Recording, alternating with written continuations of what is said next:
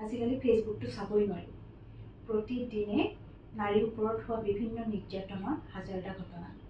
ক'ৰবাত দেখিব আপুনি কণমানি ছোৱালীৰ বলাৎকাৰ হৈছে, ক'ৰবাত কোনোবা নাৰীক এজন পুৰুষে অলৰেডি বিয়া পাতা এজন পুৰুষে আহি বেলেগ এগৰাকী নাৰীক আকৌ প্ৰলোভনেৰে নিজৰ জালত ফচাই তেওঁলোকক বিয়া পাতিম বুলি নিৰ্যাতন কৰিছে। আৰু কিছুমান নাৰী নিজৰ ঘৰতেই নিৰ্যাতিতা হৈ আছে। কিন্তু এই সকলোবিলাক হৈ আছে কিয়, আৰু এইবিলাক আমি ৰোধ কৰিব পাৰিম কেনেকৈ? তাৰ কাৰণে আমি নাৰীসকল নিজেই সবল হ'ব লাগিব। নাৰী সবলীকৰণ এইটো কেৱল কাগজে পত্ৰই বা মেলে মিটিঙে কৈ থকা বস্তুৱে নহয়।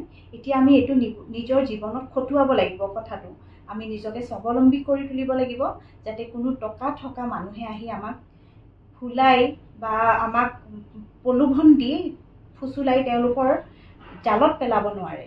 বা আমি শিক্ষিত হ'ব লাগিব যে আমি ইমানখিনি বুজি পাব লাগিব কোনে আমাক কেনেদৰে প্ৰলোভিত কৰিছে। তাৰোপৰি আমি পঢ়া শুনা কৰি নিজে স্বাৱলম্বী হ'ব লাগিব, যাতে আমি নিজে আৰ্ণ কৰিব পাৰোঁ।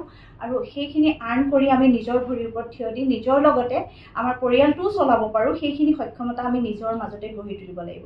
আমি নাৰী এগৰাকী যদি নিজেই সজাগ নহওঁ, তেতিয়াহ'লে আমাৰ ওপৰত এইবিলাক সদায়ে চলি থাকিব।